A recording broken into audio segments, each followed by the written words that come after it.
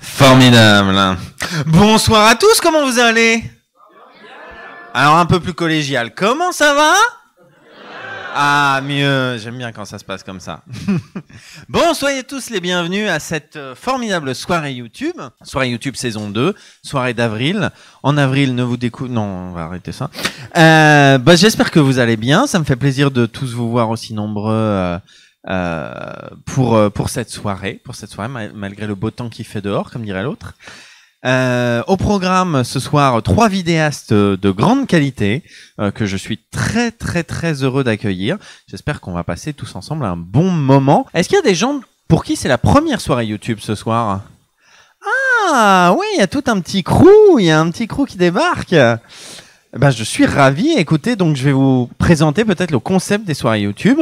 On diffuse des vidéos conçues pour YouTube par des vidéastes de talent, de Lyon, nos régions du talent, mais pas que. Là, ce soir, en l'occurrence, on a un vidéaste parisien qui nous fait l'honneur de venir, qui nous fait le plaisir de venir. En vrai, parisien, pardon, nancéen, c'est vrai, à chaque fois j'oublie que t'es pas de Paris. Mais il est tout le temps fourré à Paris, c'est pas ma faute, oh là là. Bref, l'idée c'est de diffuser les vidéos et d'en discuter ensuite, de faire un petit échange avec les vidéastes. Le tout dans un cadre très sympathique et convivial qui est l'Aquarium Ciné Café, que je remercie une fois encore de nous accueillir ce soir. Merci beaucoup.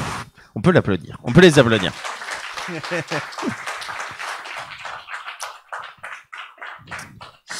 Bien, je vous demande d'accueillir dès à présent notre premier vidéaste qui va descendre de Rechef, qui nous a concocté une superbe vidéo sur une étoile montante de YouTube, du YouTube français, et on se demande à tort ou à raison. Je vous demande d'applaudir comme il se doit Léo, des vidéos de Léo. Parfait. Bonsoir Léo. Bonsoir. Ça va bien? Ouais, ça va, ouais. Tranquille? Tranquille, oui. Pas la pression? Non, ça va, non. Bon, c'est bien. Mais en même temps, t'es déjà venu, tu sais que le cadre est convivial ça. Et le public très sympathique. Ouais, voilà, c'est ça. Ouais. Exactement. Je m'inquiète pas. Alors, est-ce que tu voudrais présenter ta chaîne avant pour ceux qui ne la connaissent pas? Ouais, c'est une chaîne YouTube sur laquelle je fais des vidéos. Jusqu'ici, on marche en terrain connu. Ça va, les gens ne seront pas dépaysés. Alors. Est-ce que tu as des thématiques de prédilection? Oui. En ce moment, la thématique de prédilection, ce sont les masculinités. Après, je pense que ça va se faire par cycle parce que je suis un peu, un sujet à la fois. Donc, en ce moment, c'est ça. Avant, c'était plein d'autres sujets, mais globalement de politique, de sociologie, ce genre de trucs. En fait, c'est des vidéos essais, quoi. Donc, si vous avez l'habitude des vidéos essais sur YouTube, vous allez trouver ce qui vous intéresse sur ma chaîne. J'essaie de faire des formats courts, mais c'est pas facile. C'est vraiment pas facile, mais ça devrait être 30 minutes. Je vais arrêter de faire plus. Voilà. C'est mon objectif de l'année, c'est arrêter de faire plus de 30 minutes, mais je fais vraiment ce que je peux. Selon les sujets, je sais que c'est parfois difficile de se limiter à 30 minutes. Le problème, c'est que je veux tout dire. C'est tellement fascinant. Et là, en l'occurrence, le sujet de ce soir, il y a beaucoup de choses à dire. Ouais. En fait, c'est un peu une introduction pour toutes les vidéos qui vont venir. J'avais besoin de faire celle-ci avant. Peut-être que je vous expliquerai après, une fois que vous l'aurez vue, pourquoi est-ce qu'il fallait que je fasse celle-ci avant de faire toute une série de vidéos sur les masculinités. Ok. Eh ben, écoute, je propose qu'on regarde la vidéo et qu'on en reparle tout de suite après. Voilà, on va faire ça. Bon visionnage à tous et à tout de suite.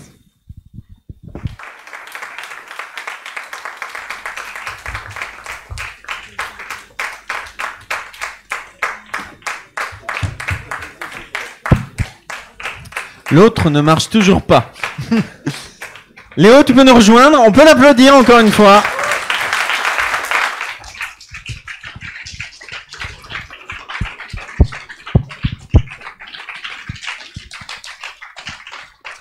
Bon, merci beaucoup pour ce beau cadeau, pour cette projection, ça fait plaisir. Je suis content, j'espère que ça a plu. Est-ce que ça vous a plu? Voilà. Ça a l'air d'avoir. Est-ce qu'il y a d'ores et déjà une question dans le public?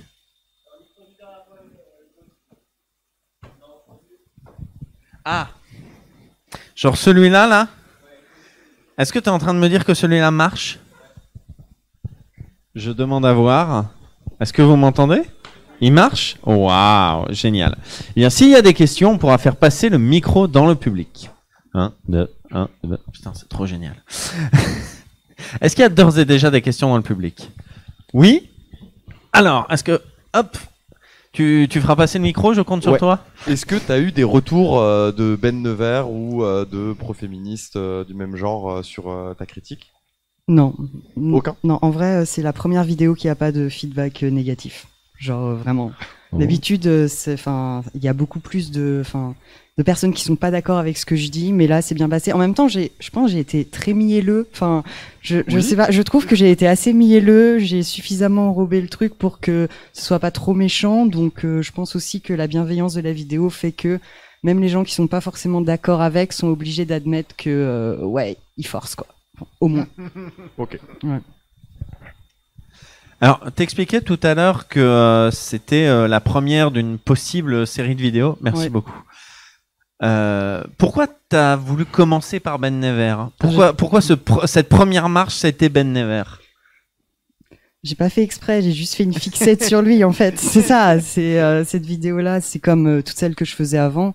Ça venait avant tout. Enfin, c'est une fixette que j'ai fait sur lui et je me suis sincèrement posé la question pourquoi est-ce qu'il me saoule?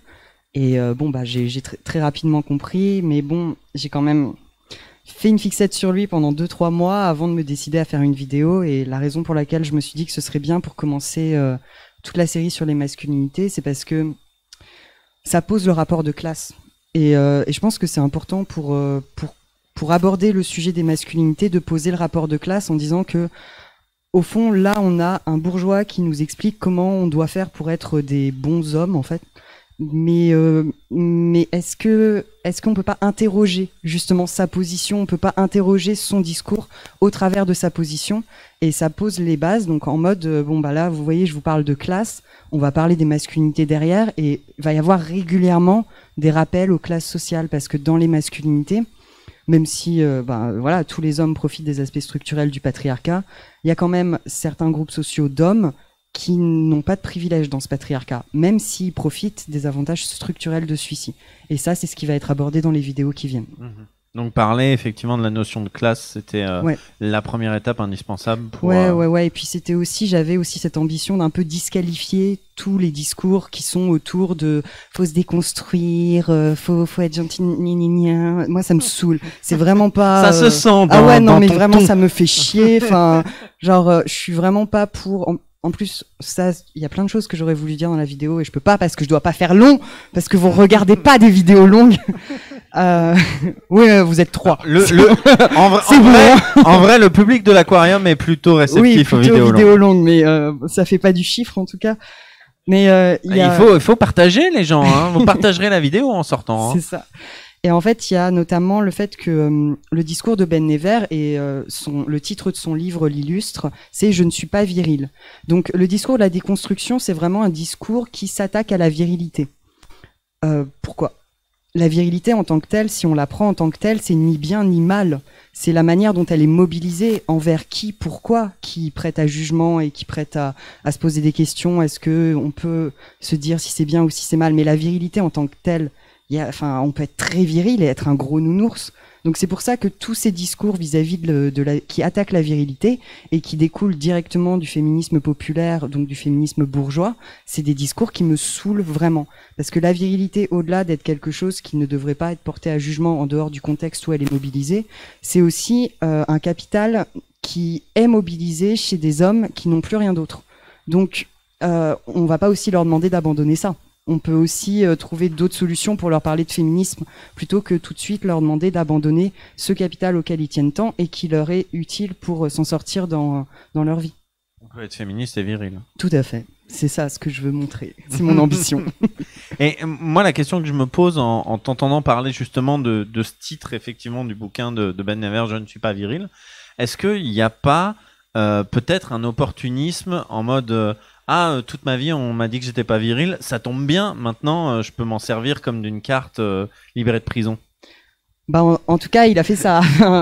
Je sais que dans certaines vidéos, il a dit qu'il était content parce que avant, il s'était fait rejeter par des meufs et depuis qu'il faisait des vidéos, il recevait à nouveau des messages et il était trop content. Ah, maintenant, elles reviennent et tout. Enfin, je sais qu'il flex là-dessus, donc c'est possible. Mais moi, je suis pas là pour interroger sa morale, tu vois. Je suis juste là pour constater qu'est-ce qu'il fait.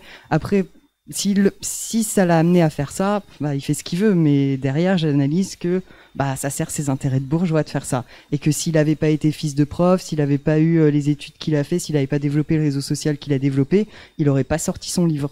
Il serait juste resté un mec pas viril, quoi. C'est tout. Et il n'y a pas de mal aussi, tu vois. Genre, je défends la virilité, mais être pas viril, c'est ok, c'est valide et légitime aussi. Mais il n'y a pas besoin de mettre ça au-dessus. En fait, on arrive à un moment où on est en train d'inverser, tu vois. Avant, c'était la virilité à tout prix. Et là, attention, parce que j'ai un discours qui se rapproche un petit peu de ce que disent certains masculinistes. Là, il y a maintenant la bourgeoisie qui reconstruit sa virilité, comme je l'ai montré dans la vidéo, et qui l'a reconstruit aux antipodes qui reconstruit sa masculinité, et qui l'a reconstruit aux antipodes des attributs virils. Donc, il y a une forme de réalité quand les masculinistes, ils disent, ouais, maintenant, la société, elle veut que des hommes soja, gna gna gna. Bah, quand tu regardes la bourgeoisie, ce qui s'y passe, ouais, il y a un petit peu de ça. Après, il faut l'analyser correctement. C'est pas toute la société qui veut que des hommes soja. C'est juste le fait de pas être viril, c'est plus accepté. Et la bourgeoisie s'en sert pour créer une nouvelle masculinité dont elle peut, enfin, qui lui permet de s'éloigner d'autant plus des prolétaires et des personnes non blanches, enfin des hommes non blancs. Quoi qu'il arrive, la bourgeoisie s'arrangera avec la définition de la virilité du moment, quoi. C'est ça, en fait, ça se remodèle au fur et à mesure du temps, hein, en fonction des demandes de l'époque. Et là, ça se remodèle pour servir les intérêts, encore une fois, de la bourgeoisie, toujours, face aux nouvelles demandes féministes actuelles et qui ont lieu depuis la dernière vague qui a commencé avec Balance ton porc et MeToo. La bourgeoisie réagit en mode ah oui c'est vrai, oh là là c'est pas bien de violer des femmes, bon on va continuer de le faire mais de manière gentille, voilà, c'est littéralement ce qui se passe quoi, et maintenant sans insulte, du coup bon bah en fait il y a rien qui change finalement, en tout cas c'est mon constat, vous avez le droit d'être pas d'accord, c'est ok. Non mais c'est un essai, c'est une vidéo d'opinion, c'est normal aussi de défendre un point de vue. Je profite du coup pour préciser que, étant donné que cette soirée est exceptionnellement streamée sur Twitch, on est en possibilité de prendre aussi des questions du chat, voilà, pour s'il y a des gens qui veulent réagir. Est-ce qu'il y a une question dans le public? Oui, là-bas.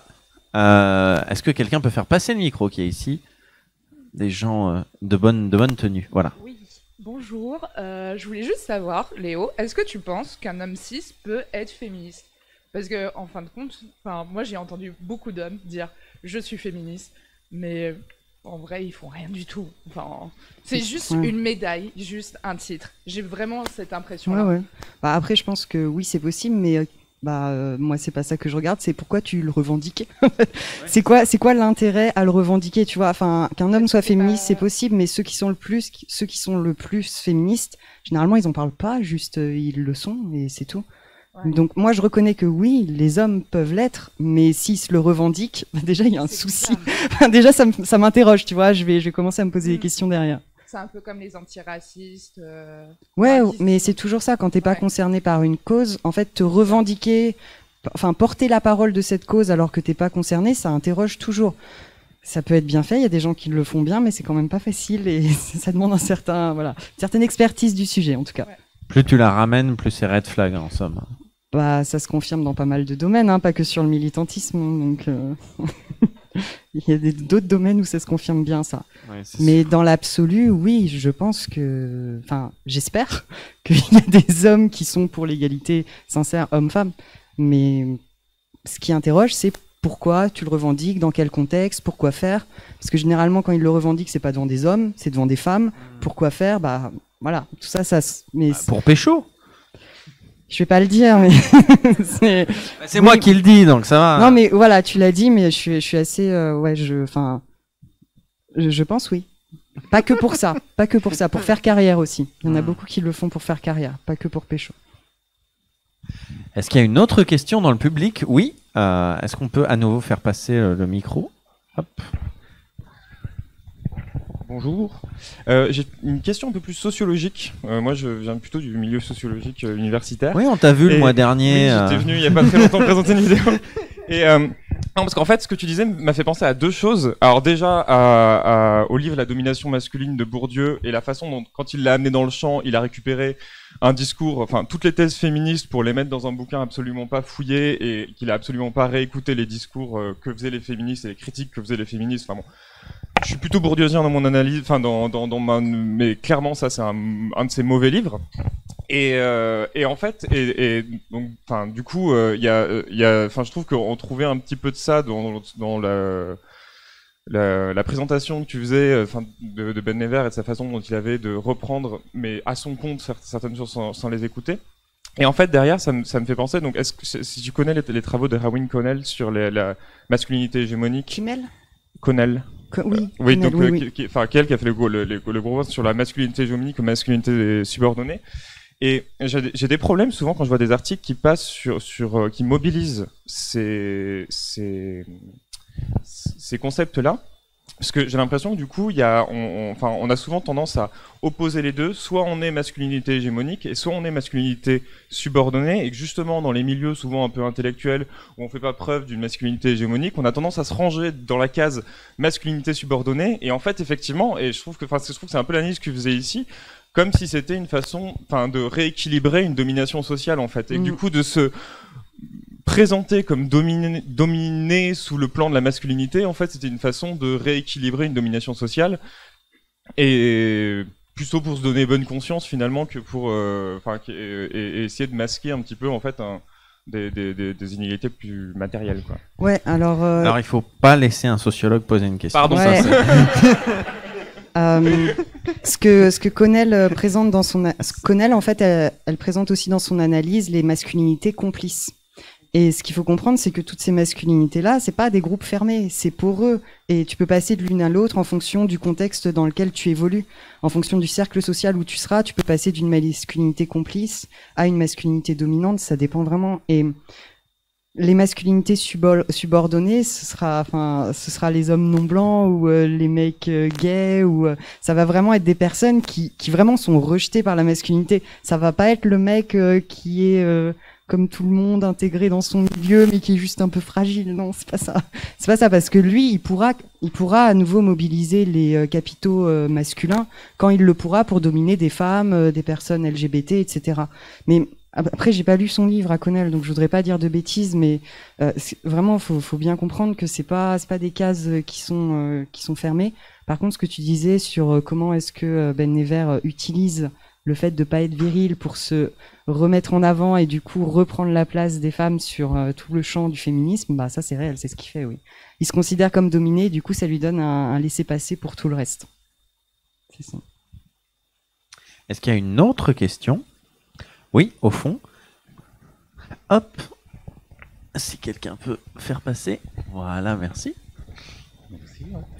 Je voulais dire, ce que j'apprécie beaucoup dans cette vidéo, dans la manière, c'est le fait que, voilà, je parle d'une anecdote. Je pense aux années 70 et 80, quand certains gouvernements ont introduit l'héroïne pour détruire une génération sensibilisée, politisée. Je parle de l'Italie, et donc détruit vraiment une génération entière avec ça. Pourquoi l'héroïne? Parce que c'est très facile à y tomber dedans et très difficile, très compliqué d'en sortir. Alors aujourd'hui, ça c'est mon opinion, je trouve que l'héroïne d'aujourd'hui, entre guillemets, c'est tous les moyens, par exemple à travers la communication, de individualiser les personnes à travers des vidéos aussi subtiles, tranquilles, très lisses, qui nous introduisent vers une idée sous-entendue de individualisme. Et c'est très compliqué de sortir de cette idée. Parce que de toute façon, c'est pas méchante. Et le fait de déconstruire, c'est très très compliqué. Et tu l'as fait très bien, à mon avis. Vraiment... Merci. Il faut vraiment être... Voilà, il faut continuer à faire ça. Il faut trouver toutes les occasions pour décortiquer, déconstruire, parce que c'est vachement compliqué de sortir, comme l'héroïne, de ces moyens subtils, perfides, de tomber dans la séparation entre nous, que nous comment dire, qui nous rend mute, qui nous enlève la voix. Ouais, alors, Je pense que c'est plus facile, merci beaucoup. Je pense que c'est plus facile de détruire le discours de Ben Never que de détruire l'héroïne. oui, bah oui, oui, clairement, ça fait pas de doute. Après, pour ce truc de sortir de l'individualisme mental, hein, enfin, on peut parler de ça, d'individualisme mental, même si on n'a pas envie d'être dans ce genre de démarche-là. On a des réflexes là-dedans, vu qu'on baigne dans une société qui encourage à ça partout, dans absolument tout.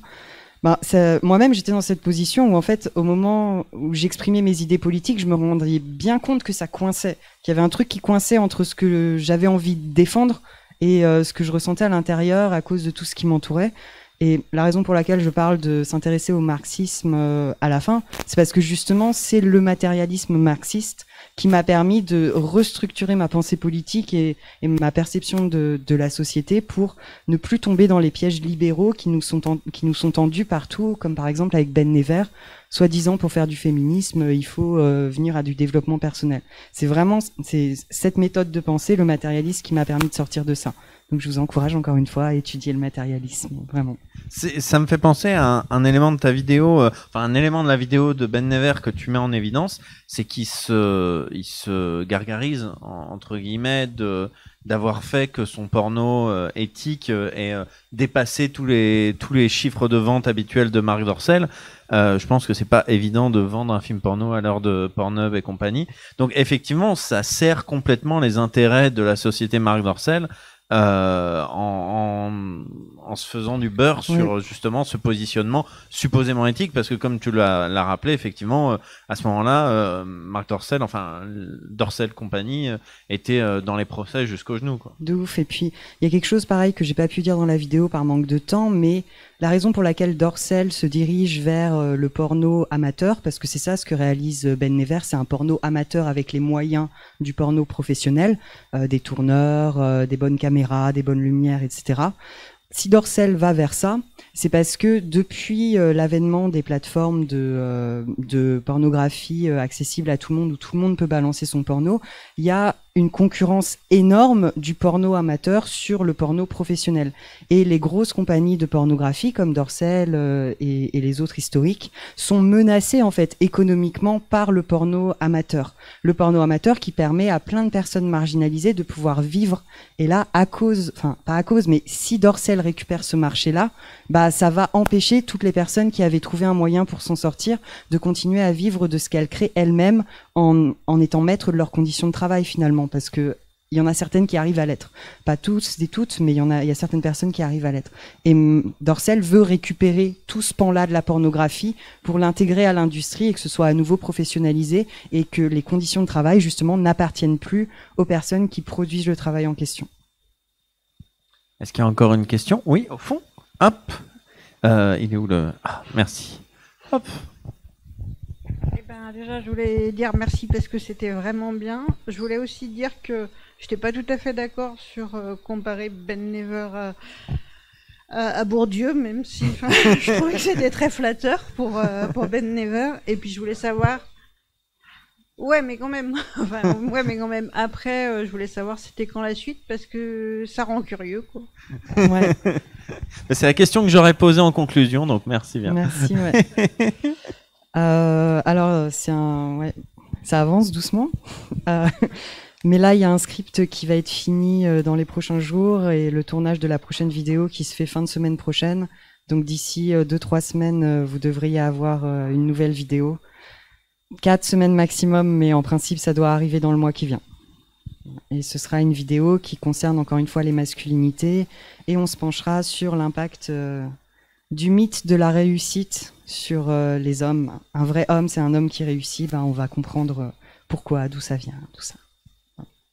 Eh ben, écoute, on a hâte de voir ça. Merci encore d'être venu présenter ton travail. Merci beaucoup, tu reviens quand tu veux.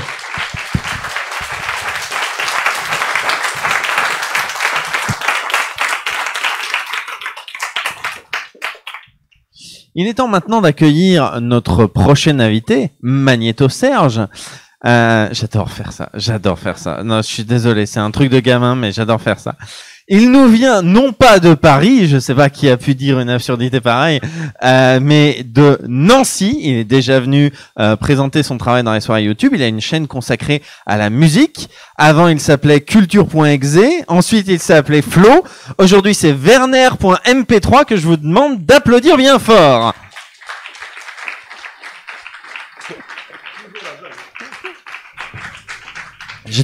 Ouais, j'étais obligé de t'embêter avec culture.exe. Évidemment, évidemment. C'est un truc, vous êtes pas au courant, vous êtes pas au courant. C'est des choses personne ne veut savoir. Ça n'intéresse personne. Bon, comment ça va? Ça va, pas du tout stressé. Ah. Ça va. Bon, bah tout va bien alors. Alors, est-ce que tu veux présenter un petit peu ta chaîne pour ceux qui ne la connaissent pas? Et ben donc c'est une chaîne qui s'appelle Werner.mp3 parce que je m'appelle Werner, chose incroyable. Et du coup c'est une chaîne qui parle de l'industrie musicale, d'histoire autour de la musique. Et globalement, en fait, de tout ce qui touche à la musique, à part la théorie musicale. Globalement, on peut parler à peu près de tout, et l'important, c'est de remettre toujours dans un contexte un peu rigoureux, historique, scientifique. Voilà, grosso modo. Et du coup, la vidéo que tu nous présentes aujourd'hui, c'est celle sur Gloomy Sunday. Est-ce que tu as quelque chose à dire avant qu'on la diffuse? Je vais dire simplement que c'est une vidéo qui ne respire pas spécialement la joie de vivre, puisque c'est un sujet tragique et que je tiens aussi à prévenir. Il y a un trigger warning au début, mais cette vidéo parle de suicide. Donc voilà, si vous n'êtes pas à l'aise avec le sujet, voilà, je suis désolé. Sortez fumer une clope, c'est le moment. Un coup et voilà, et bah j'espère que ça vous plaira quand même. Et ben bon visionnage et on se retrouve tout de suite après.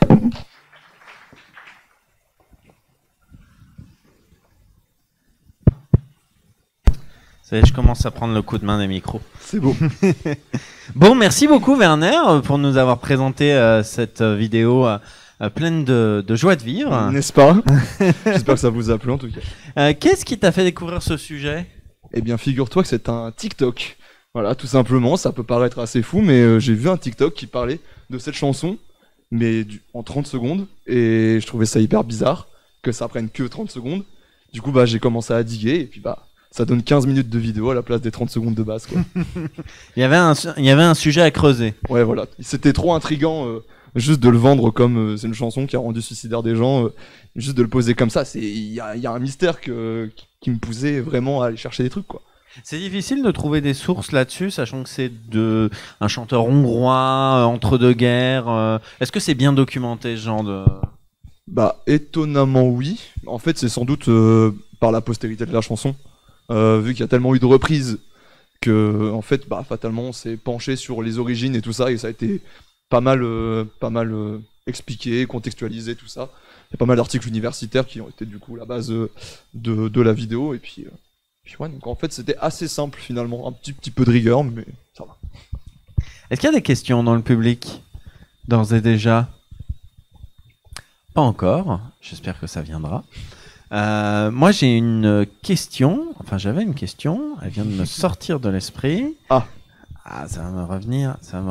Oui, sur ce genre de cas, sur ce genre d'exemple un peu, voilà, tu dis que c'était déjà un petit peu documenté avec les reprises, etc. Est-ce que c'est, comment on sort, j'allais dire, de la forme très formatée comme tu disais que tu partais d'un TikTok, mais voilà, des vidéos qui racontent ce genre d'histoire, il en existe beaucoup, voilà, des formats type Combini, etc. Comment on sort de ce carcan-là? Comment on sort de ce format-là qui est déjà hyper codifié? Bah, alors, je sais pas si je le fais de la meilleure des façons possibles, mais ma manière de faire, c'est de pas juste prendre une histoire pour une histoire, c'est d'en sortir quelque chose. C'est là, dans le cas de Gloomy Sunday, c'est aussi de parler d'histoire des années 30, en fait, de raconter aussi ce truc-là d'une manière un peu plus, on va dire, intrigante que juste dire, voilà ce qui s'est passé durant les années 30, c'est de donner un contexte, de donner quelque chose de palpable qu'est la chanson, et que du coup tout le monde peut réécouter et comprendre par le contexte.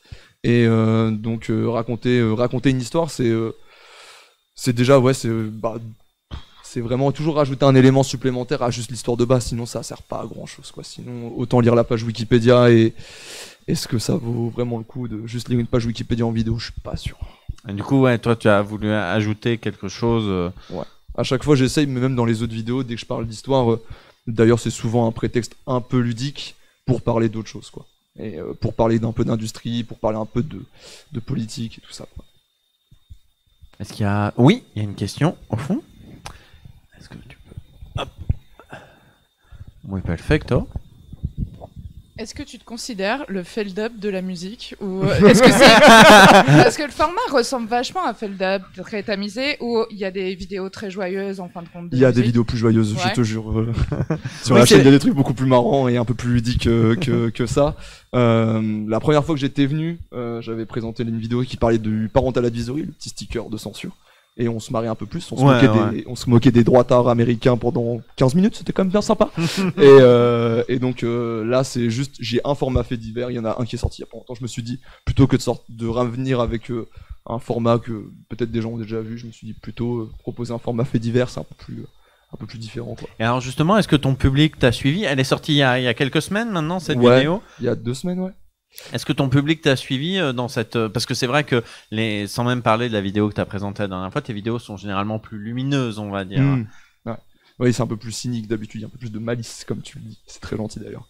Mais le public apprécie plutôt, puisque en fait, vu que je suis pas non plus très connu, hein, donc fatalement, mon public est plutôt content de voir quand je sors une vidéo globalement, parce que ça n'arrive pas tout le temps.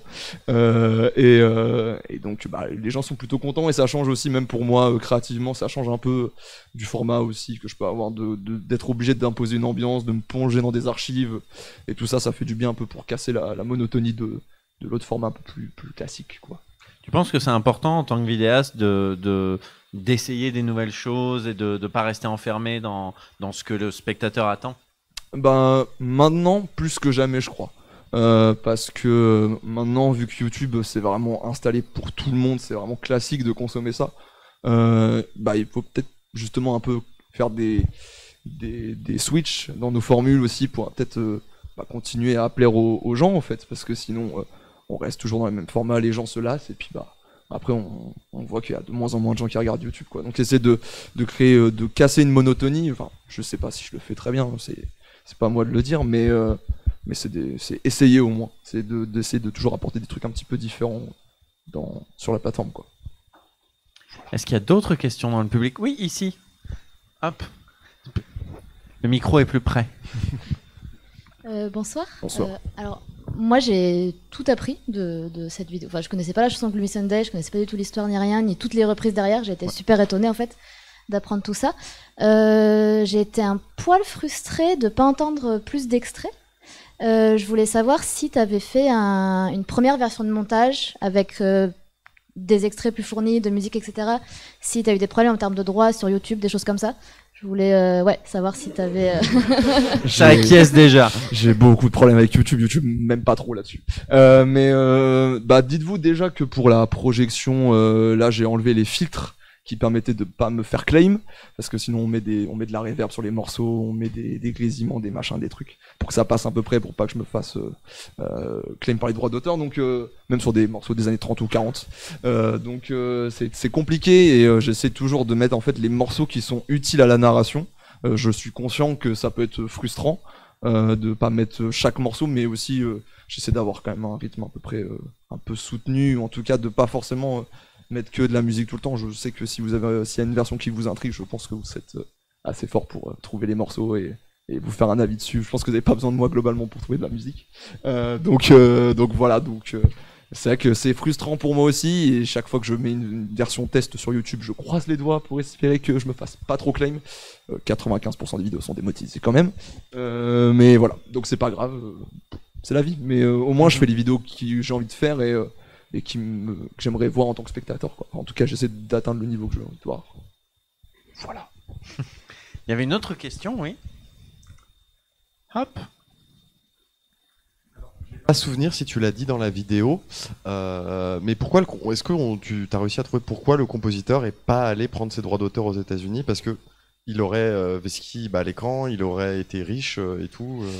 En fait, c'était tout simplement pour des raisons assez patriotiques, en fait. C'est tout simplement de se dire que, étant très engagé politiquement, puisqu'il a, comme je dis dans la vidéo, il a réalisé des chansons politiques pour le Parti communiste et tout ça, il se voyait mal prendre l'argent du capital américain, quoi, globalement. Donc, ce qui est con pour lui un peu, mais bon. Donc, fatalement, c'est un petit peu ça ça va emmener aussi toute la suite de l'histoire aussi. C'est son patriotisme armé de ses douleurs et tout ça qui fait en fait vraiment presque un cliché d'artiste maudit en fait. Et c'est intéressant, je trouve, d'en parler en vidéo. Est-ce que le contexte aussi de l'approche de la Seconde Guerre mondiale, c'est pas le genre de truc qui rend plus compliqué le voyage à l'étranger ou qui fait hésiter peut-être est-ce que je pourrais revenir Ouais, sans doute que ça joue. Après, je sais pas dans quelle proportion, j'étais pas dans la tête de Rezzo, donc c'est forcément compliqué de se dire ça, mais c'est possible aussi que ça joue et que même tout simplement, peut-être que mentalement il se sentait pas prêt de prendre l'argent de chansons qui ont poussé au suicide des gens, quoi, en fait. C'est peut-être aussi que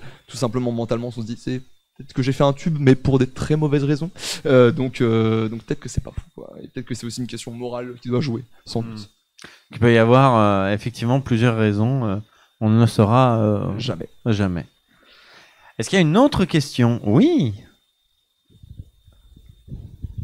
Deux.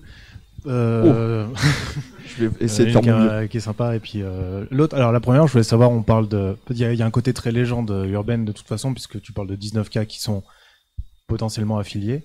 Donc il n'y a rien qui est véridique. Et après, dans le monde, on parle il y a des on-dit. Est-ce que la légende morbide, elle a suivi sur les reprises? Est-ce que, par exemple, les reprises qui ont été faites ont capté un peu cette attention un peu morbide autour du monde, puisque du coup, ça a beaucoup tourné. Et l'autre question, enfin, plutôt la remarque, c'est le format creepypasta sur la musique qui est super cool. Est-ce que ça te tente, toi, d'en faire d'autres? Parce qu'il y a vraiment une ambiance super, quoi. Bah, merci beaucoup. Pour la première question, en fait, au fur et à mesure des reprises, vu que les reprises se sont étalées dans le temps jusqu'à aujourd'hui, en fait, les artistes ont un peu perdu le côté mystique, ou en tout cas, la légende a perdu de sa capacité à agir, et c'est tant mieux. Mais globalement, c'est vrai que c'est plutôt... en fait, vu que la chanson a commencé à avoir sa légende, mais vraiment en mode creepypasta pour le coup, en fait... les gens n'ont pas été autant impliqués sentimentalement, on va dire, sur ce morceau-là. Et pour répondre à la deuxième question, c'est le 3e épisode de ce format qui existe sur la chaîne. J'ai fait une première vidéo sur la Disco Demolition Night, qui en fait est une soirée américaine où quelqu'un de visiblement facho, on va le dire très clairement ici, voulait détruire le disco puisqu'une musique issue des marginalités. Et donc il a commencé à prendre un terrain de baseball pour brûler des disques, et il y a eu des blessés, il y a eu des représailles et tout ça, et c'était un peu des mouvements assez inédits dans l'histoire de la musique contemporaine.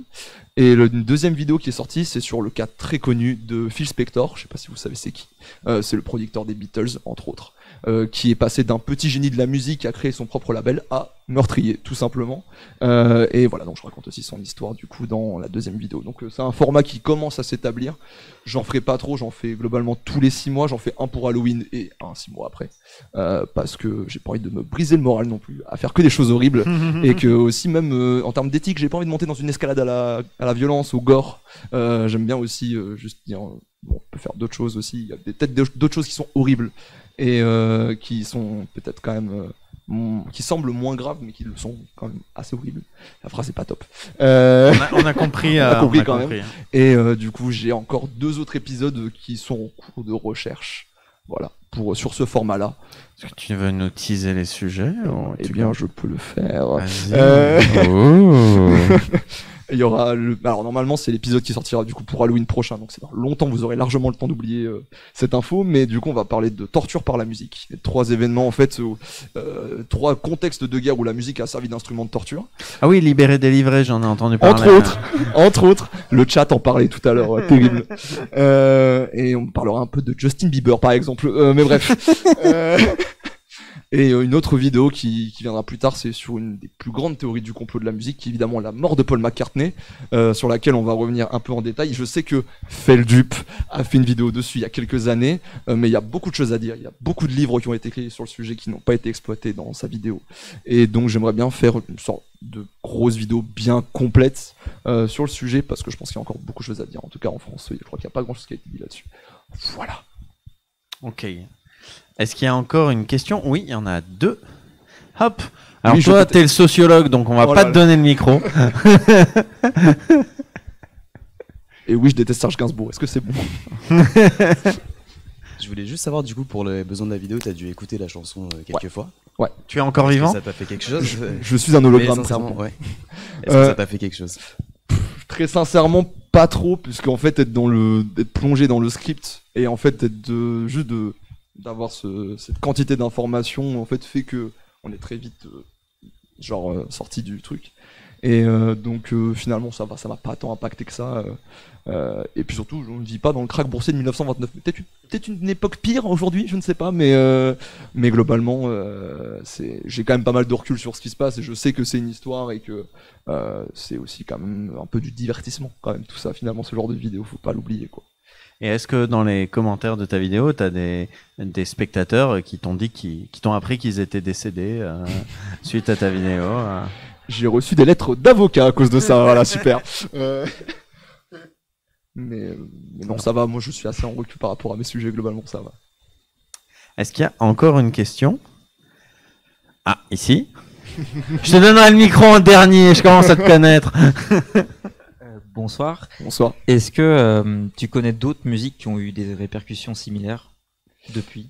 Pas vraiment, alors pour le coup c'est toujours compliqué parce que on connaît pas toutes les chansons du monde et peut-être que là pour le coup la chanson de base c'est une chanson hongroise des années 30 qui maintenant est complètement tombée dans l'oubli en fait, donc fatalement c'est un peu compliqué, mais en tout cas moi je ne connais pas à l'heure actuelle d'autres chansons qui ont eu des répercussions pareilles, donc à part sans doute les musiques qui ont été utilisées comme objet de torture qui de fait ont tué des gens et qui ont brisé des psychés de manière assez incroyablement gore, mais sinon j'avoue que je n'en connais pas d'autres à l'heure actuelle. Peut-être que j'en trouverai d'autres et peut-être que ça fera une vidéo, mais je ne sais pas pour l'instant. Tant mieux, vraiment, oui. Oui, tant mieux. Une dernière question, au fond. Oui, le monsieur, là. J'ai peur. Pardon, je te taquine.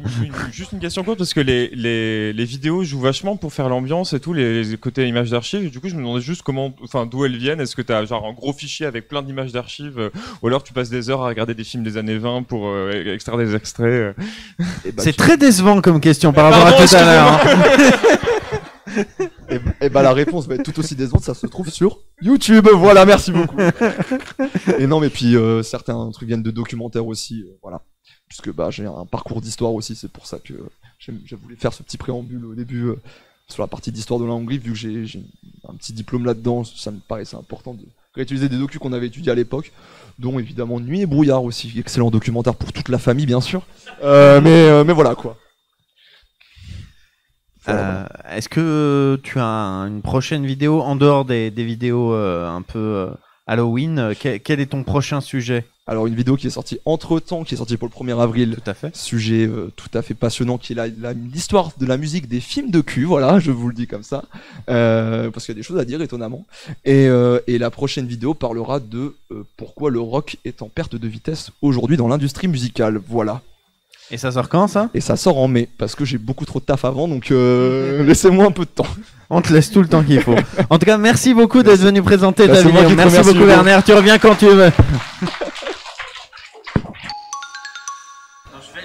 Je fais le truc du théâtre parce que je trouve ça trop cool.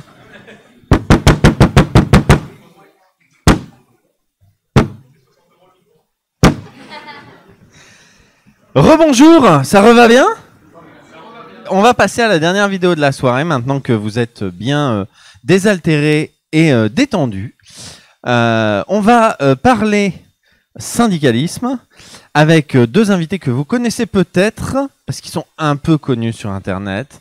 Ils travaillent pour Mediapart, donc voilà, ce sont des laquais des médias, mais je suis très content de les accueillir malgré tout.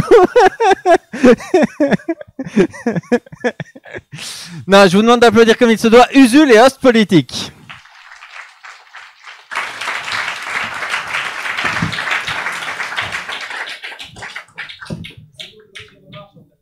De quoi?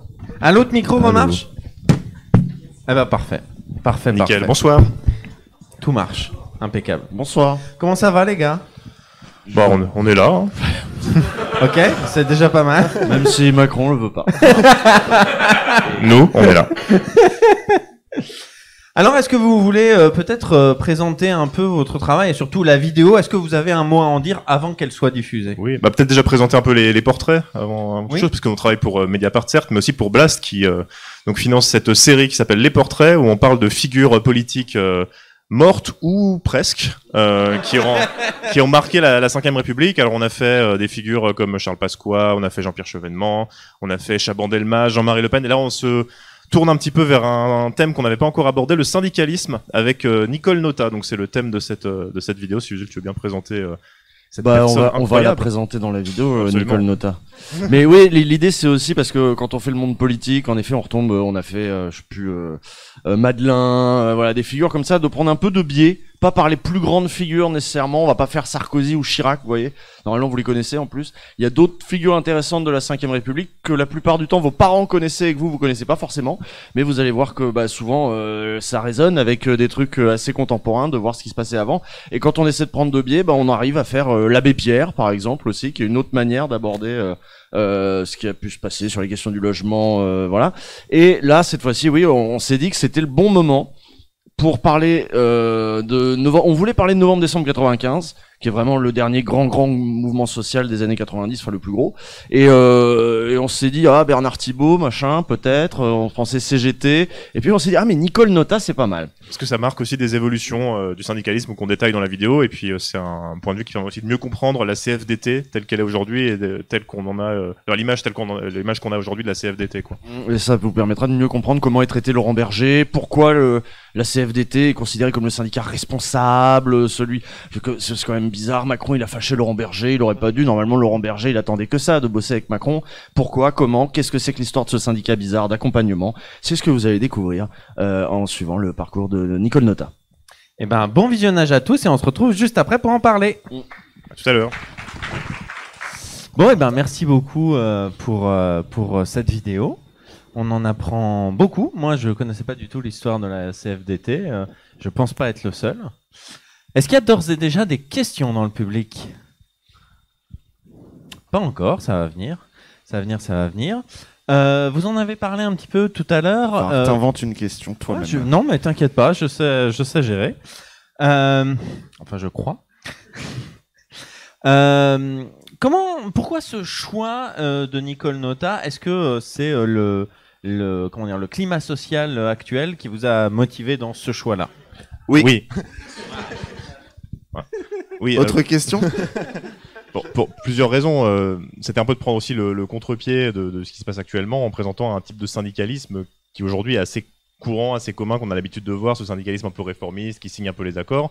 Et là, ce moment-là de la mobilisation contre la réforme des retraites, il est aussi exceptionnel parce qu'on a une intersyndicale qui tient et qui est dans la durée, qu'on n'avait pas vu depuis de nombreuses années, notamment en raison de ce syndicalisme-là. Alors la figure de Notat, c'est plusieurs raisons. C'est la première femme à avoir été à la tête d'une confédération syndicale, donc c'est une figure intéressante rien que pour ça. Surtout à l'heure où Sophie Binet se retrouve à la tête de la CGT. On le savait pas, mais on s'est dit tiens, ça match, c'est bien. Donc Sophie Binet qui est que la 3e femme d'ailleurs à avoir à la tête d'une confédération syndicale, et aussi le parallèle avec le macronisme qu'on fait à la fin en fait. De ce discours-là très libéral, très la modernité, c'est parfois même caricatural. Hein. Moi, quand j'ai vu la citation, dans le livre de Notat sur il va falloir grandir, c'est vraiment OSS 117 quoi. C'est la grève. C'est la réflexion que je me suis fait. La grève, c'est plus à la mode. Il s'agirait d'évoluer. Il s'agirait de grandir. Et le bouquin, je me le suis farci quasiment en entier. C'est ça tout le long quoi. Et donc c'est ce discours-là aussi qui est intéressant à analyser et à mettre en perspective avec ce qui se passe aujourd'hui. Puis avec les promesses aussi. Les promesses de la mondialisation, quoi. On est quand même un petit peu revenu d'un certain nombre de ce truc-là qui était très très fort. Genre on en parlait même dans l'épisode sur Jospin, où à un moment même les socialistes aussi croyaient qu'il fallait s'adapter à fond et on jouait aussi. Les socialistes avaient des SK aussi à l'économie.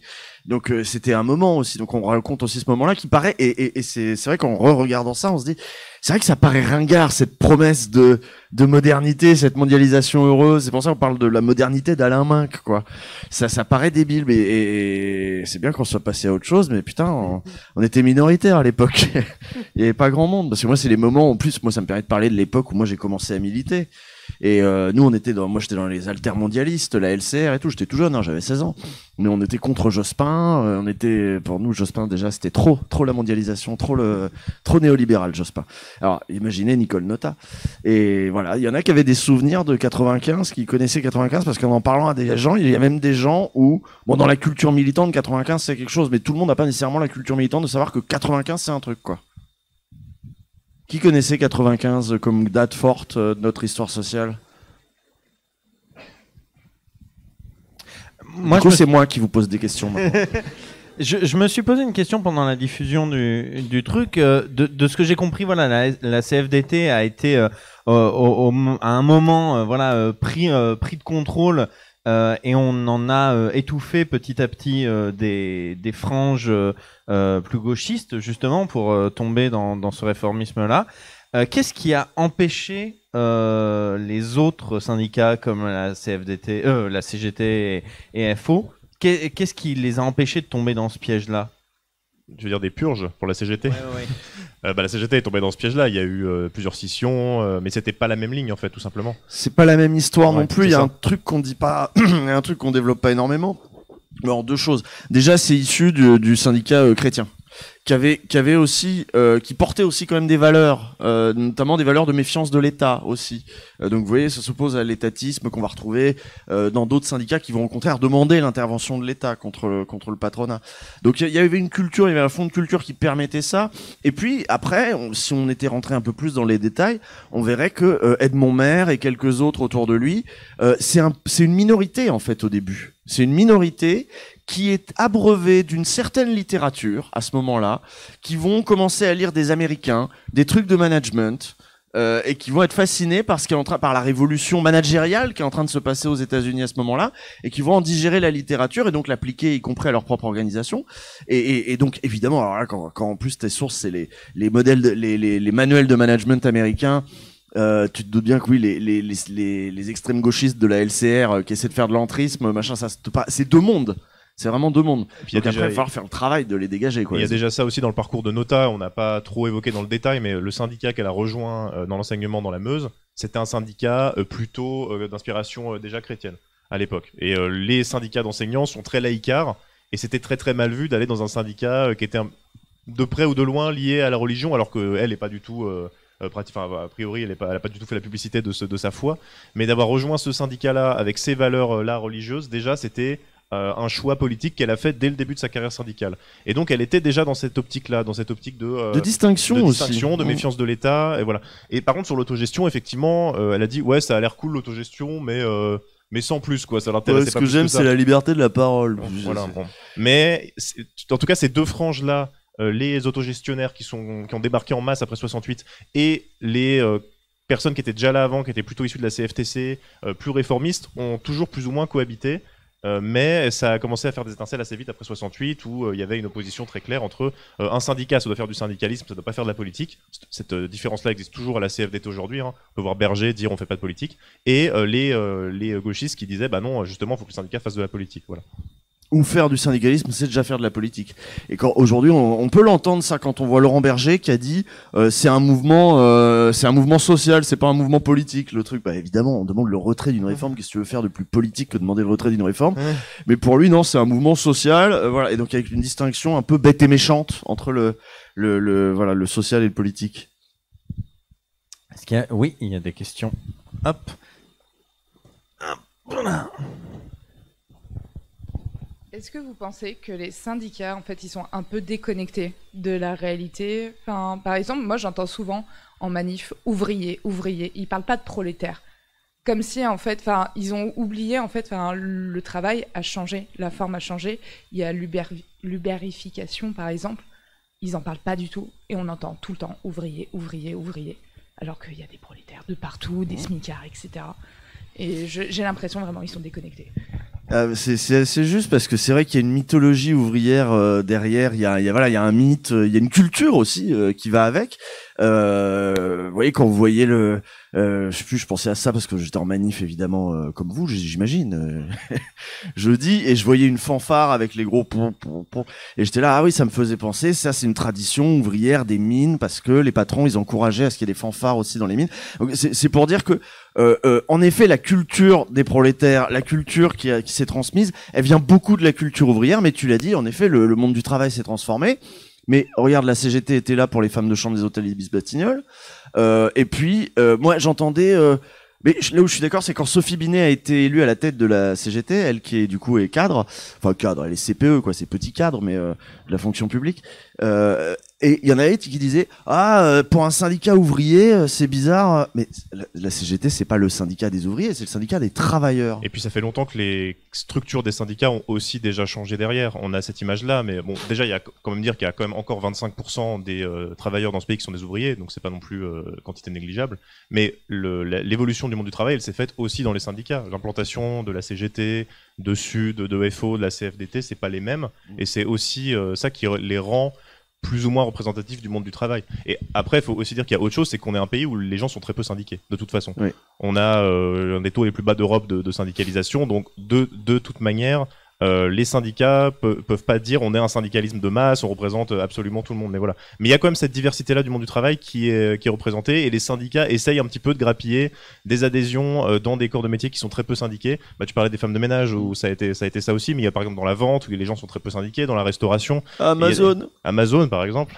Oui, et le problème de l'ubérisation, et j'en finis avec ça, c'est que souvent le problème de ces nouveaux modes de travail, c'est que les gens sont pas salariés. C'est que c'est des statuts d'auto-entrepreneurs qui permettent aussi de contourner pour les employeurs le simple fait de pouvoir rejoindre un syndicat de salariés pour les personnes qu'ils emploient. Et puis le syndicalisme, après, on peut retourner le truc et dire le syndicalisme, c'est vous qui le faites. C'est vous qui pouvez monter des sections, etc. La Confédération Générale du Travail, ça veut dire qu'en fait, c'est a beaucoup moins, d'ailleurs la direction a beaucoup moins de pouvoir que la direction de la CFDT, qui elle a vraiment caporalisé les secteurs, etc. À la CGT, en fait, vous pouvez créer une section et vous dites, je veux que ma section dans ma boîte, elle adhère à la CGT, et vous êtes indépendant, vous faites ce que vous voulez, vous n'allez pas recevoir d'ordre. Donc le syndicalisme à la CGT est aussi un truc qui va du bas vers le haut, beaucoup plus en tout cas que la CFDT. En fait, la CFDT c'est même plutôt l'exception, parce que même à FO, il y a quand même une assez grande marge de manœuvre. Il suffit effectivement d'être deux dans l'entreprise et vous pouvez créer une section syndicale, quoi. Donc la CFDT vont peut-être plus venir vous demander des comptes au niveau confédéral que la CGT, FO ou même la CFTC. Est-ce qu'il y a une autre question? Oui, le micro est juste ici. Une provocation. À votre avis, quel est l'intérêt pour un travailleur lambda de s'inscrire à la CFDT? Ah, la CFDT? Oui. Ah bah. Compte tenu du fait qu'aujourd'hui, on s'est rendu compte que sont vraiment comment dire, avec l'urgence climatique et tout ça, et qui sont des enjeux très importants, il faut vraiment être clair dans les positions, vraiment extrémisé dans le sens plus noble du terme. Marqué, vraiment. Radical. Quel est l'intérêt d'aller vers un syndicat qui est ni ça, mais puis les gauchistes, machin. Moi, est-ce que j'ai envie, quelle est l'envie pour un travail? La vidéo est pas faite pour donner envie d'adhérer à la CFDT, hein. On l'a pas conçu comme ça. On peut se mettre dans la tête de quelqu'un de la CFDT qui se dit le syndicalisme c'est pas politique. Donc à ce moment-là, si c'est pas politique, c'est quoi? Bah simplement c'est un groupe d'intérêt pour les salariés. Donc en tant que salarié, ça va être moi à un instant T, je vais obtenir une petite augmentation, je vais obtenir un aménagement de mes conditions de travail. Des baby-foot. Voilà, des baby-foot par exemple. Ils se présentent comme quelque chose de très pragmatique. C'est un peu le terme qu'ils emploient, ils aiment bien employer les libéraux, c'est-à-dire voilà, on est avec les salariés au quotidien, on les accompagne, on leur donne des cartes pour pouvoir se défendre, ils ont des petites brochures, la CFDT vous explique des choses et tout ça. Et... voilà. Oui. Mais la CFDT se présente en disant mais nous on fait pas ça parce qu'on est politisé, on fait ça parce qu'on est un groupe d'intérêt qui va défendre les salariés. Ils vont pas dire on n'est pas une centrale militante, on n'est pas une centrale communiste, on est un syndicat, un groupe, un lobby pour les salariés en fait. Et ils vont aller assez loin, par exemple ils vont dire oui non mais si 300 € de plus, d'accord, mais enfin si ça met la boîte dans la difficulté, faut penser aussi un petit peu plus loin. Faut être pragmatique, mais faut aussi être responsable. On n'est pas là contre le patron, c'est un collectif de travail, il faut co-construire aussi une dynamique, et il faut apprendre à travailler même au projet de l'entreprise. Et pourquoi le salarié même ne s'impliquerait pas dans, je sais pas, l'organisation du travail aussi, parce que peut-être qu'il a des idées, le salarié, pour que on optimise la chaîne, le machin, il faut et regarder- qu'au final ça fasse plus de Voilà. profit, parce que plus de profit c'est bien aussi. Il faut regarder aussi tout le qui monde est, est content, c'est gagnant-gagnant. Il faut regarder aussi qui est syndiqué à la CFDT. Quelles branches sont syndiquées à la CFDT. La CFDT raffinerie, ça dit pas grand-chose à grand monde, alors que la CFDT cadre de la fonction publique, la CFDT architecte, ça existe. On voit aussi quel type de professions vont aller plus naturellement vers la CFDT et à quel type de catégorie sociale ça va plus parler ce discours-là. Et c'est pas un hasard non plus si la CFDT de Nota a engrangé des adhérents. Alors c'est à relativiser parce que c'est toujours compliqué de savoir combien d'adhérents ont les syndicats, ils sont tous relativement peu transparents là-dessus. Mais en tout cas, le fait que ça ait progressé dans la fonction publique, le fait que ça ait progressé chez les cadres, c'est pas un hasard non plus, c'est que ce discours, il résonne avec certaines personnes, avec certaines catégories socio-professionnelles. Et à la base, ils avaient des ouvriers, ils les ont un peu perdus aussi au fur et à mesure, parce que quand on regarde la composition, on avait des graphiques dans le bouquin avec les sociologues. Les ouvriers, il y en avait de moins en moins au fur et à mesure, écrasés par les cadres dans la CFDT, quoi. Les ouvriers ont été par Nicole Nota bénés. C'est ça, ils ont été bénés. Exactement. Très bonne blague. Hugo. J'avais fait un pari que j'arriverais à la caser. C'était bien casé, merci. Alors justement, par rapport à ce qui était dit, justement la question qui était posée, quel intérêt de se syndiquer à la CFDT quand on a des revendications marquées. Moi, la question qui me vient justement par rapport à ce que disait Nicole Nota sur l'image âgée de la grève, etc. Est-ce que c'est pas ça qui freine en partie l'adhésion à des syndicats chez les non, jeunes c'est cool travailleurs? la grève, enfin, tout le monde le voit. Ah quoi. oui, non, mais c'est pas cool les mouvements sociaux. Au contraire, on a envie de. La grève de ouf. Je pense que les dernières mobilisations l'ont prouvé. Moi, et puis pareil, les femmes de chambre des hôtels Ibis Batignolles, c'est la grève. Et en vrai, c'est des syndicats de combat là dont on a besoin et qui vont donner envie aux jeunes aussi d'adhérer. Mais je pense que ça rejoint ce que je disais tout à l'heure sur les catégories qui sont plus intéressées par la CFDT. Chez un cadre, un petit cadre dans une PME, le discours de la CGT il bloque toujours tout, c'est mieux de négocier, le discours il parle. Évidemment, j'en ai marre des blocages, je peux pas faire le plein, au moins la CFDT, ils me laissent négocier avec l'employeur correctement, ils vont pas à chaque fois aller en manifestation, voilà, c'est des discours qui peuvent parler à certaines catégories de population, c'est pour ça que ça marche. Et ça correspond aux valeurs aussi, aux valeurs de ces gens-là qui se pensent aussi plus fins, plus modérés, ils se pensent plus complexes, plus responsables que parce que dans la même usine, tu peux avoir les ouvriers en bas dont des syndiqués à la CGT et les cadres dans les bureaux qui eux vont être plus syndiqués à la CFDT et se sentir ils sont en haut quoi et ils ont le syndicat des grandes personnes, des gens responsables, des gens pragmatiques. L'image d'Épinal de la boîte alors avec que les brutes sont en bas quoi. Un entrepôt avec les ouvriers qui déchargent les colis et en haut il y a un petit bureau avec les cadres et il y en a en haut c'est la CFDT et en bas ceux qui déchargent les colis c'est la CGT. Il y a aussi cette distinction là qui est faite. Ouais. Est-ce qu'il y a d'autres questions dans le public? Ok. Bonjour. Est-ce que dans une intersyndicale, la CFDT n'a pas un rôle essentiel justement à jouer parce que là où la CGT peut faire peur justement par son aspect, et la CFDT c'est celle avec qui on va discuter, c'est celle qu'on a besoin d'avoir à la table des négociations et elle est essentielle du coup. Oui, parce que d'habitude ils jouent la CFDT contre la CGT et la plupart du temps ça marche. Mais là ils peuvent pas et c'est génial, ça change quoi. Voilà.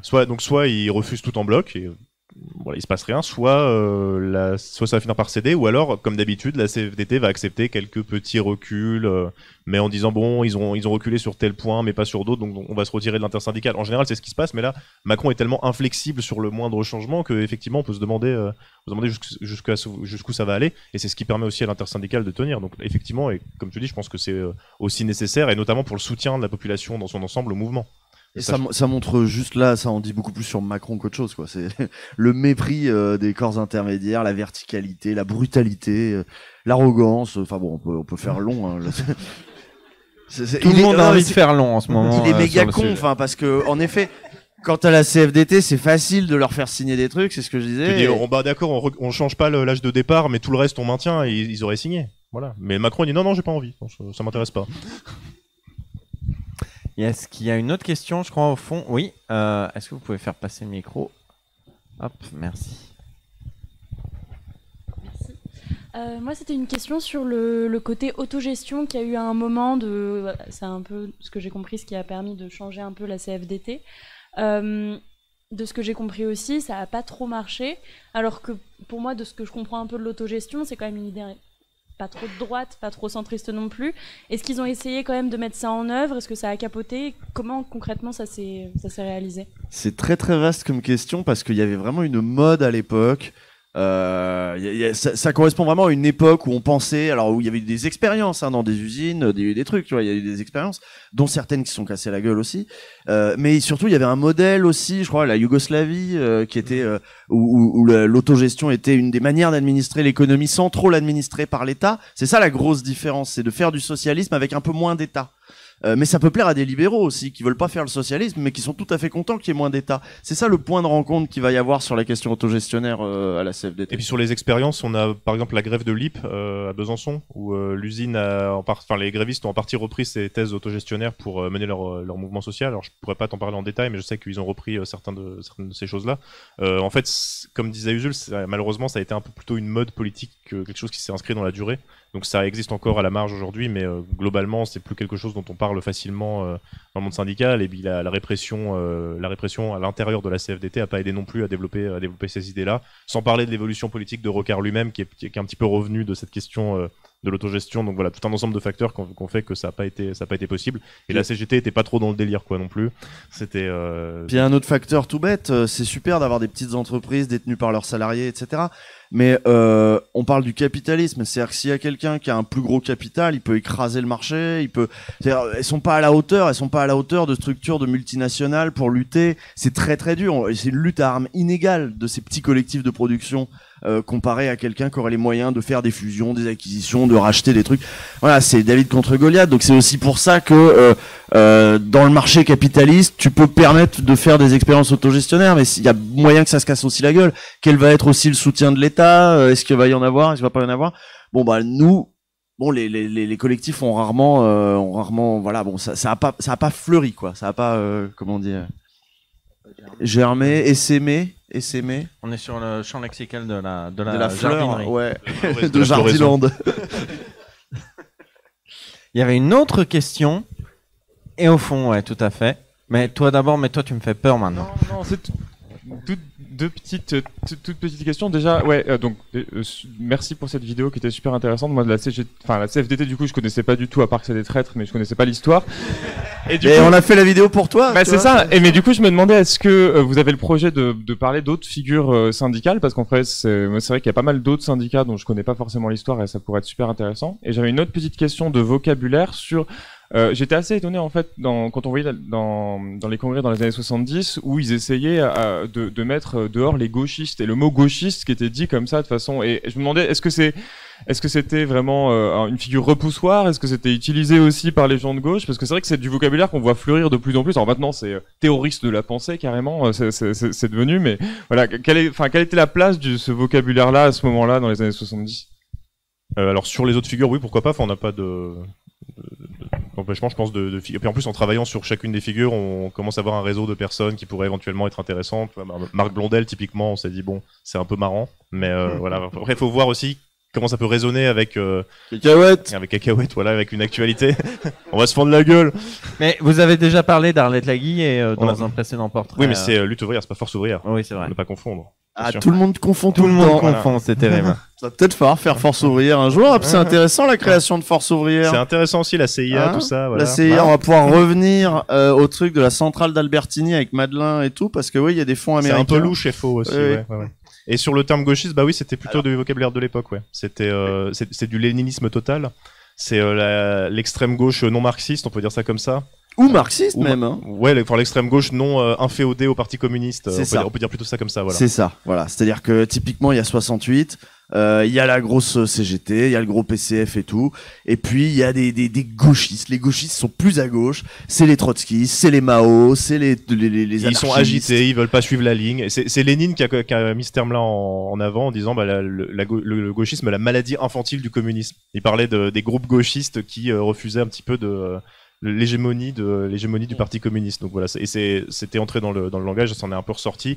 Et maintenant, quand on dit gauchiste, c'est juste pour dire des gens de gauche, même pas quoi. Mais à l'époque, ça avait un sens politique. Ouais, non, ça a aucun sens de dire le PCF ou même la France insoumise, c'est des gauchistes. Ça a aucun sens. Le gauchisme, on va le trouver chez Anas Kazib aujourd'hui. Voilà, des révolutions permanentes, c'est des gauchistes. Ça d'accord. C'est le bon emploi du mot en tout cas. Mais moi, c'est pas péjoratif dans ma bouche, hein, c'est descriptif. Il y avait une question au fond. Hop. Je voulais juste apporter un éclairage sur il me semble pas évoqué, c'est le fait que les élections, enfin que les 35 heures, la négociation des 35 heures a rendu obligatoire l'entrée des syndicats dans des petites structures, des petites entreprises, et que les patrons ont toujours préféré la CFDT, et que c'est un des trucs qui fait que maintenant ils sont devenus crédibles, et que c'est parce que ils ont toujours été poussés par le patronat, quoi. Enfin, parce qu'ils étaient plus raisonnables, voilà. Et que c'est important de le dire parce que c'est aussi pour ça ils se revendiquent comme les premiers dans le privé, parce que c'est artificiel, quoi. Voilà. Mais c'est vrai, c'est une bonne remarque, d'autant plus que c'est aussi le cas pour les salariés parfois. Moi, j'ai déjà parlé des gens qui me disaient, moi j'ai pris l'étiquette CFDT parce que c'est une petite boîte. C'est pas trop mal vu aussi. C'est ça, c'est pas mal vu. Donc même pour les salariés, ils disent c'est une petite boîte, je prends l'étiquette CFDT. Et faut aussi dire que même si on a dit que la CFDT c'était très vertical, on est quand même dans un pays où les sections syndicales ont quand même une relative autonomie. Donc dans une entreprise donnée, on peut avoir une CFDT plus combative que la CGT, ça peut exister, c'est pas évidemment pas la majorité, mais ça peut aussi exister. Et donc c'est aussi un moyen de mettre une étiquette qui sera mieux vue. Il y a des gens qui vont à la CFTC, à la CFDT pour dire voilà, on n'est pas méchant, on va pas vous mordre, on n'est pas à la CGT, vous pouvez discuter avec nous. Alors peut-être même que politiquement ils sont pas du tout en accord avec le discours de la section nationale de la CFDT, quoi. Oui, il y a des gens qui choisissent vraiment leur syndicat en fonction de la situation de la boîte, voire même en fonction de la gueule des syndicalistes, lequel qui est sympa, lequel qui est un gros. Et puis il y a des gens qui changent les syndicalistes en France changent aussi régulièrement d'étiquette. C'est pas rare de voir, il était à CGT, il est passé à la CFDT, en fonction des rapports de force, en fonction des collègues, des amitiés, etc. Donc c'est pas non plus si figé que ça. Et c'est pas dans ma boîte il y a une CFDT, c'est forcément des sociotraîtres, quoi. Ça peut être, c'est parfois plus compliqué que ça au niveau très local. Oui. C'est bien qu'on parle de syndicats comme ça. Voilà. Pourquoi à Lyon, en fait, j'ai remarqué que la CGT était plus présente que la CFDT. Parce qu'à Paris, ils sont très très présents, mais à Lyon, au contraire, c'est la CGT. Je connais pas l'histoire. Je sais pas si c'est une spécificité de. Ouais, je sais pas, je saurais pas dire. Parce que ça peut dépendre aussi, peut-être que simplement ils vont pas en manif, quoi. Ou non, mais c'est vrai, simplement. Il y avait 4 chars CGT, il y avait un seul CFDT, donc il y a peut-être un truc. Ouais. C'est vrai. Oui, il y a la vallée de la chimie, ouais. La vallée de la chimie, il y a la raffinerie à Faisin. C'est vrai. Oui, très bonne explication. Voilà. C'est l'industrie locale et le fait que... c'est les cadres. Ouais, ça me paraît très bien. Ouais. Okay. On a quand même 4 centrales nucléaires autour aussi, hein, pour la CGT Énergie. Oui, il y a la raffinerie, il y a la vallée de la chimie, il y a Bosch, il y a pas mal de trucs. Le Rhône, il y a des quais et tout, il y a du bordel. Ouais, c'est normal. C'est ça. Puis surtout, on est à Lyon, il y a plein de startups à la con et ils sont pas très syndiqués, ceux-là. Comparé à d'autres grosses structures qui emploient plein de cadres, où les startups sont pas très... Bon voilà, alors là c'est au doigt mouillé. Hein. Ouais, c'est vraiment sociologie, le comptoir. Ouais, ça doit être pour ça. Allez, zou. C'est bon, c'est résolu. Il paraîtrait, ouais. Mais pense. ils sont plus nombreux aussi, voilà. Est-ce qu'il y a peut-être encore une question? Non? Oh, allez. C'était très compliqué pendant la raffinerie là de faire le blocage. Justement, il y avait des problèmes syndicats en fait. C'est-à-dire en fait, les syndicats voulaient pas faire grève, mais les employés si. À Faisin ? Ouais, à Faisin. Donc c'est les grévistes qui sont venus aider les grévistes de la raffinerie à faire grève. C'est arrivé récemment une grève de la SNCF aussi où les syndicats voulaient pas faire grève et c'est un collectif de salariés qui s'est construit lui-même pour faire grève. Donc oui, ça peut arriver effectivement. Ils n'étaient pas allés à l'AG interprofessionnel en fait. Mais bon, à la fin c'est les salariés qui décident. Hein. Il suffit d'être 2 pour faire grève, sauf si vous êtes le seul salarié de votre entreprise.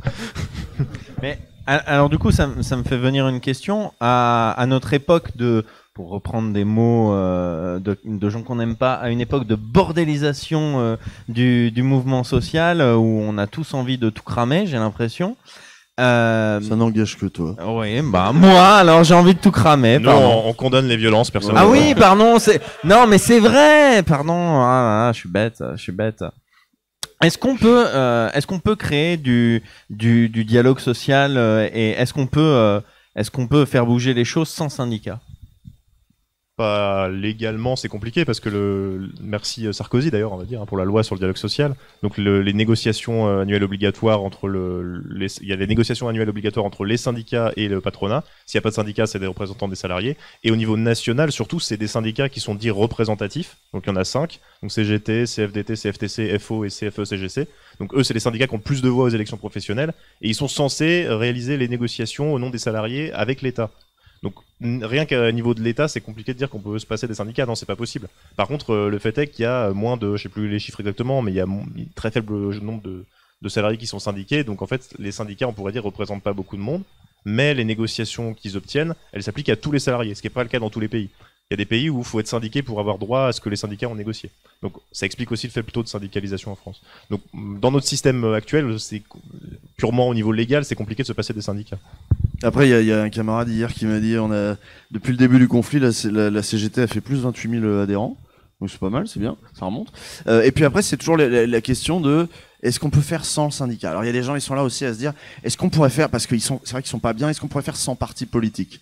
En fait, au bout d'un moment, vous allez vous retrouver avec des gens ensemble, avec un même but, et vous rassembler, vous allez réinventer un truc qui va s'appeler à nouveau un syndicat, en fait. Si vous êtes des salariés ensemble contre le patron, voilà. C'est LREM, hein, c'est ça. On fait plus de parti, on va plutôt faire un espèce de groupe où en fait on va se rassembler pour avoir des objectifs politiques en commun et avoir des élus. C'est pas un parti, voilà, c'est un mouvement. Évidemment, vous allez faire un mouvement syndical. Mais... Si vous faites un mouvement qui va se séparer du syndicat parce que vous n'êtes pas d'accord avec la ligne du syndicat, vous allez faire une grève et à un moment, on va vous dire ouais, mais en fait, pour que tu puisses faire ça légalement, il faut que tu aies un statut de syndicat. Tu vas créer tes statuts de syndicat et on va te dire ouais, mais en fait, on est toujours pas un syndicat. Et puis après, tu vas avoir des sièges aux élections professionnelles en tant que syndicat. Enfin voilà, vous voyez bien que c'est un espèce de cycle sans fin. C'est très compliqué de se sortir de ça en fait. Puis c'est très compliqué de réinventer le fil à couper le beurre. Il est déjà là, les syndicats, ils sont là. Il y a des pays dans lesquels c'est interdit en fait. C'est un progrès d'avoir des syndicats.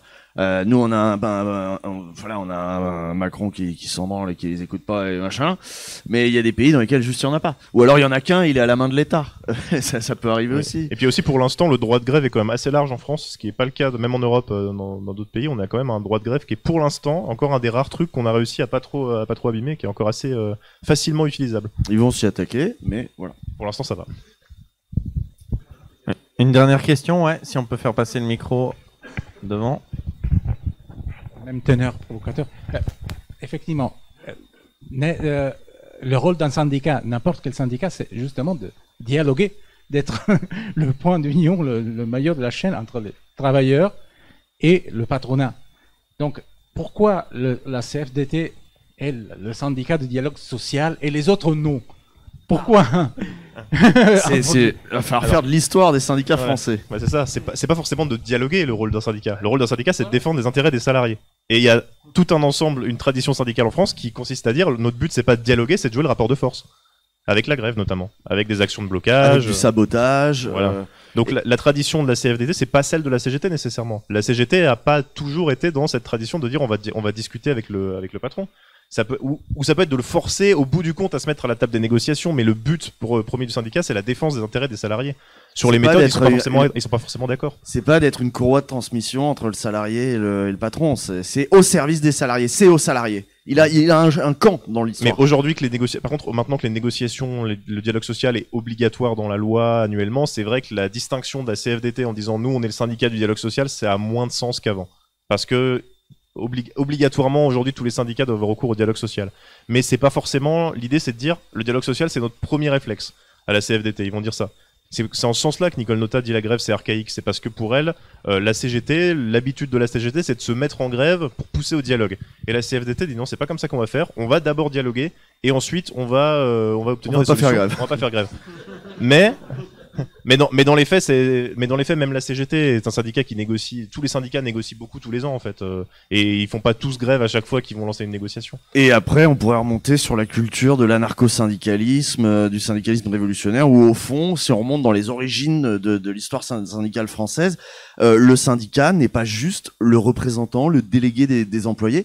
C'est une force politique qui peut même avoir un projet politique, un projet révolutionnaire, un mode de société, un projet de société en fait. La CGT assume de porter un idéal de société, un projet de société, et d'essayer de tracer une voie pour aller vers. Par Ça exemple, peut être ouais. la grève générale. Voilà. Et CGT, si vous êtes ouvertement au Rassemblement National et que vous êtes syndiqué CGT, vous allez vous faire exclure parce qu'il y a une charte de valeurs, il y a quand même des choses à respecter. Voilà. C'est pas le cas à FO par exemple, parce qu'ils syndiquent les policiers en même temps, donc ça aurait été compliqué sinon. Bon, et ben merci beaucoup à vous deux d'être venus présenter la vidéo. On peut les Merci applaudir pour encore une l'invitation, fois. Vous revenez quand vous voulez, encore une fois. Merci.